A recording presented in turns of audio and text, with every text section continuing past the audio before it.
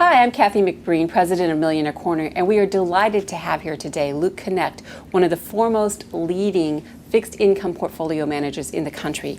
Luke, who you will meet in a moment, currently works as a partner at Dearborn Partners in Chicago, Illinois, which is a SEC registered investment manager.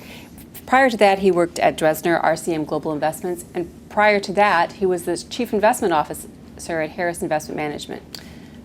Hello, Luke. We're glad that you're here. Thank you. I'm pleased to be here, Kathy. So as an average investor right now, when you talk about a bond that might be backed by mortgages, based upon what's happened in the last 5 years, someone like myself who doesn't know a lot about bonds would shy away from that. Is that necessarily something that's a good thing or a bad thing, or is it something that's really, whether it's backed by a mortgage, the bond is something I shouldn't care about? Good question.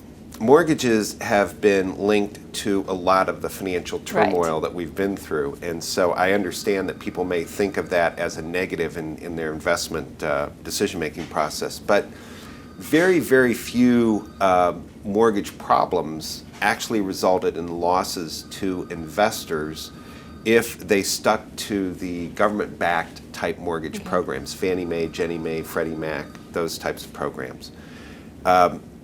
There is an agency, an entity between the homeowner and you, the investor, that guarantees your timely receipt of principal and interest. Now, Fannie Mae made so many bad loans that eventually the guarantees that they were on the hook for exceeded their net worth, and the government had to basically come in and take over Fannie Mae. So thank goodness that that arrangement existed, or investors would have had a lot of losses. So-called private label mortgages, and I don't want to get too technical, but collateralized mortgage obligations, CMOs, that have mortgages that aren't guaranteed through one of these agencies.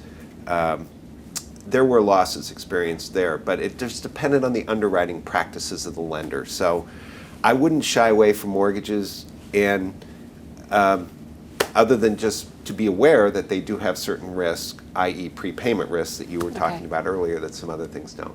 Thanks again, Luke, and thanks for watching Millionaire Corner.